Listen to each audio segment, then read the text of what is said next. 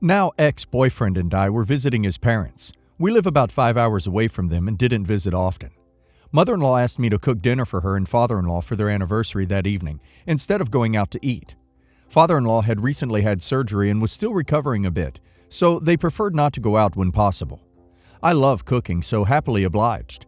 I asked what she would like me to make, and she said she wanted the following: lemon pepper tuna steak, maple bacon glazed Brussels sprouts, mashed potatoes with beef gravy, spinach salad with blackberries and warm bacon dressing. I was more than happy to make all of this. She said she would take us to the grocery store so that we could get fresh ingredients. At checkout, the total came to around $130 because mother-in-law bought a bunch of groceries for the fridge that we needed to stock up on.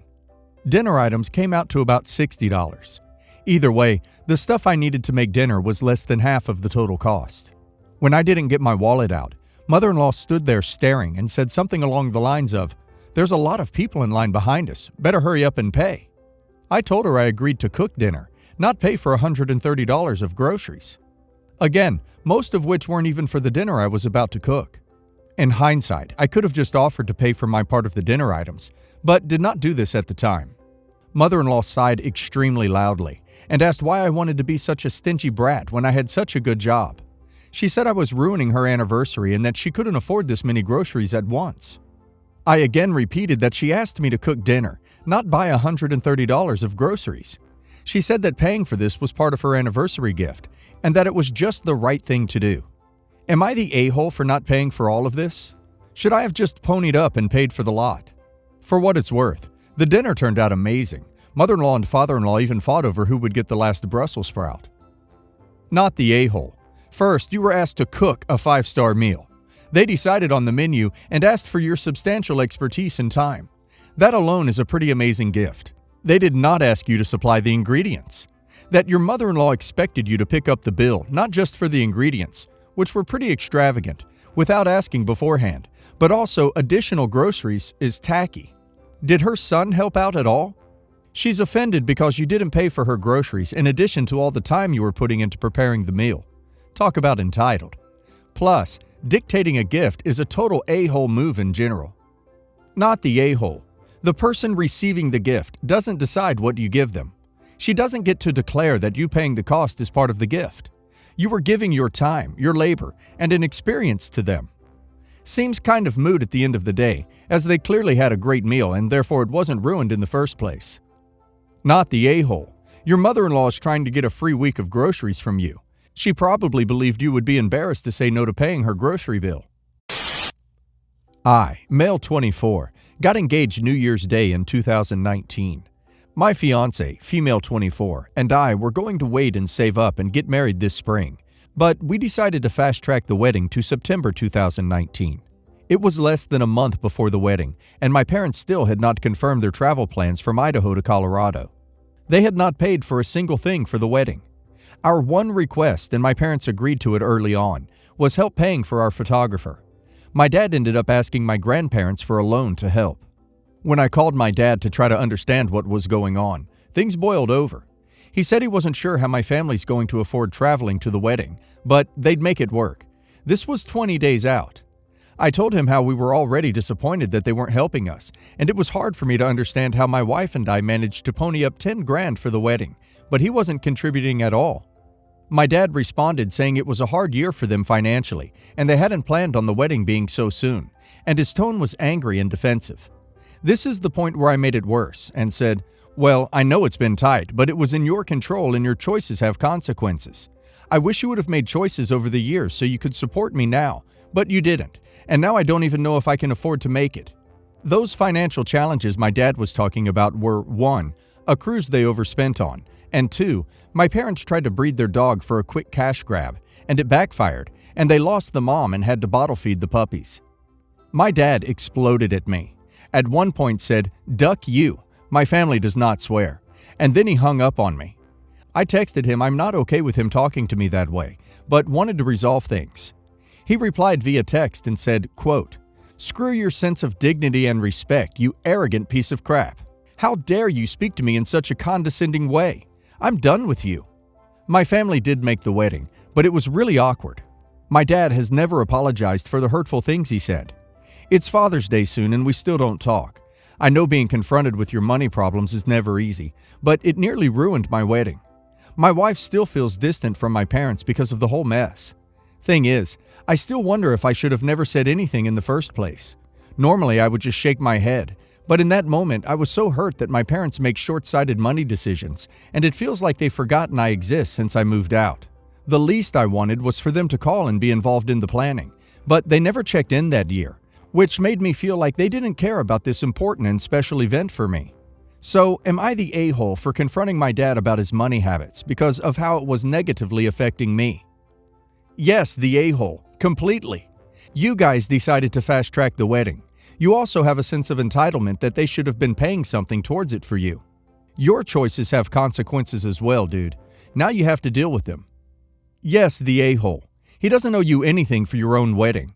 If you couldn't afford it yourself, you should have either downsized or thought about ways to save money on it. You sound like an entitled jerk. Yes, the a-hole. Parents are not obligated to pay for weddings. Whatever the reasoning for not having money to contribute doesn't matter. If anything, you should have offered to pay for them to travel to the wedding. My mom didn't pay a cent for my wedding or the travel there. I took care of everything because she's taken care of me my whole life. Call your dad and apologize and hope he forgives you. I'm 32 female and work at a company where I tend to be in the office with like 25 people every day. Rebecca in my office just came back from maternity leave. We all did the required song and dance about how we're so happy for her and all that sappy BS. I don't work very often with Rebecca, but I'm depending on her for approval on a long-term project. So I went into her office to ask her for a timeline, since she's back. She's been back 4 weeks. Instead of talking to me about the project, she started showing me baby pictures. I kept saying, "Hey, so about the project," and "That's great, I'm so happy for you, but can we get back to the project?" and stuff like that. She just kept shoving pictures of her kid at me. Eventually, someone else came in and the whole thing started up again. Finally done with the dog and pony show, I stood up and said, "Hey, Rebecca, I'm kind of waiting on you for final approval on this marketing push. Can we please get back to work?" She started to duck and cry and ran out of the office yelling about how I'm so mean and how hard it is to be away from her baby, and can I please just give her a break? I just stood there like, what the duck, dude? The woman who came in and interrupted us is glaring at me all meanly and said, "Wow, I bet you're real proud of yourself." I was just like, I'm here to get my job done, not look at pictures of someone's kid. She sneered at me and stomped off and complained to my boss, who said I should try to be more understanding and compassionate. I told him that I was being compassionate. I've been waiting for a ducking week for Rebecca to get her crap together. Am I the a-hole? In my opinion, not the a-hole. You played her game, you looked at her brat pics and tried to get back on task. She's been back 4 weeks and she's avoiding the project, or she would have answered you when you've pushed on it. I'd email her and CC supervisor, manager, and requesting the info you need. Do the obligatory part, then move on to the actual work. It's good to have you back, and I'm sorry if I upset you the other day. I'm sure it's hard to be thrown back into work so quickly. I'm at X point with this project, and in order to move forward, I'd be grateful if you could Y. The project deadline is Z. Many thanks. All of the above, except do not apologize. First of all, you have nothing to apologize for. You're at work, not a 4-week baby shower. Second, apologizing will put you in the role of a penitent, bad guy, for some imaginary social slight when your context here is work, not social. If you need her approval on the project, you need her approval on the project. There's no way around it, and therefore seeking it out after she's been at work for several weeks is nothing you need to apologize for. Also, not the a-hole. If she's been back to work for 4 weeks, not the a-hole. She should have adjusted enough by now to not react like this, and to be able to do actual work while at work. Still, in terms of office dynamics, your coworkers might think you suck. New moms and babies still get way too much focus at work. Hi all. Am I the a-hole for not letting 2-year-old niece see my pony? I feel like such a jerk for not letting her, but I had an operation about 3 weeks ago, and while it was minor, I am still not up to riding, mucking out, etc. For a little background, he is generally gentle around children, knowing he has to be good, but he is very much a stallion in all but testicular capacity. He was cut twice and still has very high testosterone levels. He can easily forget his manners and needs to be reminded, because he thinks he is anything but 400 kilograms and will body slam you if he does. The staff are wonderful with him on the yard, treating him as I do, knowing what he is, and he gets away with nothing. It's been a long road, but he now leads nicely, has stable manners, and is a lovely ridden pony. That said, he can still have off days when he is an absolute toad, but who can't?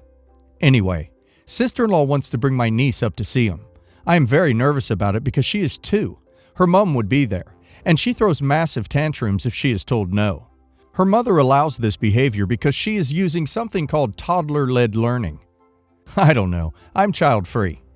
I don't feel that she would understand that loud noises can startle horses, or if she was doing something dangerous that I might have to tell her sharply off. She first met him at a couple of months old. Her mother held her up to his face and let her kick him, which I promptly asked her not to do, and was met with the response, "She likes to feel with her feet." A look of restraint on the pony's face was amazing, and he remained very patient. While we were talking, her mother said I could give her lessons on him. Big old no. He's not a riding school pony by any stretch, and surely I can find her a hat to ride in. When I said no, she said, well, she can ride without one. Bigger no. I had an accident from this pony a couple of years ago where I basically bifurcated my hat. I said she needs to go to a riding school if she wants to start with horses, but they can't afford it apparently. I am certainly not providing free lessons. All the PPE and pony that wouldn't be insured if she was riding him. Am I being a massive a-hole? Not the a-hole. You are protecting your pony, your niece, and yourself. Your sister sounds as if she is creating a monster, by the way. My horses are big and very gentle, but I would say a big fat no to any toddler-led learning around them too. Not the a-hole. The mother sounds pretty entitled if she thinks she should just be allowed free access to your horse, because she thinks it's okay, and to suggest riding without a hat. Hell no. She clearly doesn't know enough about equines for this to be safe or fair for your horse. You're doing right by him. Also, 2 is very young to be wanting lessons. Most places near me won't even allow kids under 4. Not the a-hole. I feel sorry for you, but you're doing the right thing. You seem to care more about your niece than her own mother. You're doing the absolute right thing. A 2-year-old girl riding a sometimes rough stallion is a big no-no. Taking responsibility for someone else's kid is dangerous in itself. Plus, if your niece gets hurt, it'll be a bigger problem and you'll be blamed. Relax. You did nothing wrong. I plan to go on a holiday with her best friend and their significant other, from here called A and B. When we broke up, I contacted A asking for her bank details to cover my quarter of the hotel room. We were all sharing. In the original plan, X and I were driving to and from the hotel, 11+ hour drive to another country, while A and B were flying there and driving back with us. With that in mind, I offered to split the cost of their flight back if my ex decided not to go on the holiday, since I was partly responsible for them needing to book another flight. A few days later, my ex calls to square up some money I owe her from across the relationship, just shy of $1,500. I kept my own records. When she quotes an amount closer to $2,000, I asked about the difference, and she says A still hasn't had all the money for the holiday. I explained that I've already paid my share and that anything else left towards the holiday is her responsibility, not mine. X says that since I'm the one who broke up with her, I should pay our half and not my quarter. We broke up because of irreconcilable differences between our plans for the future, marriage, kids, where to live, etc. So I think it should be split equally between us, and that we should be covering the additional costs of A and B's flights, since they had nothing to do with it. Edit 1. I wasn't clear about the $500 that covers solely her part of the room and some booked activities. The flights for A and B haven't been booked yet, and to date, I've only offered, since they haven't given me a bill. I've not actually paid for a flight yet. Edit 2. The original plan always had her paying her own share. Edit 3. God, I'm bad at this. While I do think my ex should pony for the flights if she doesn't end up going, I didn't mention that to A and B, only that I would pay for one. There's really no reason for her not to go. It wasn't a romantic trip, and I've already discussed with A that she could pay me back if another person sleeps in my bed. Not the a-hole. No, you don't need to pay her share of a holiday. You are not together anymore and it's not your responsibility. You paid your share in a timely manner, and that's it. Not the a-hole. And honestly, it's nice of you to pay for part of their plane tickets home. Edit. I don't think the reason for breaking up have any bearing on who pays what, unless you were originally going to be paying her share, and now she is in a bind and unable to pay. Yes, the a-hole, but only because your generosity here is very misplaced. If you can't afford to reimburse your ex for the canceled vacation, then it makes no sense to turn around and pay for her friends' flights. And volunteering her to split the cost of their flights is incredibly presumptuous. Look at this from your ex's perspective. She just got dumped. She's missing out on an anticipated vacation. She's losing hundreds of dollars on said vacation. And you're asking her to spend hundreds more on her friends' flights. No wonder she's feeling upset.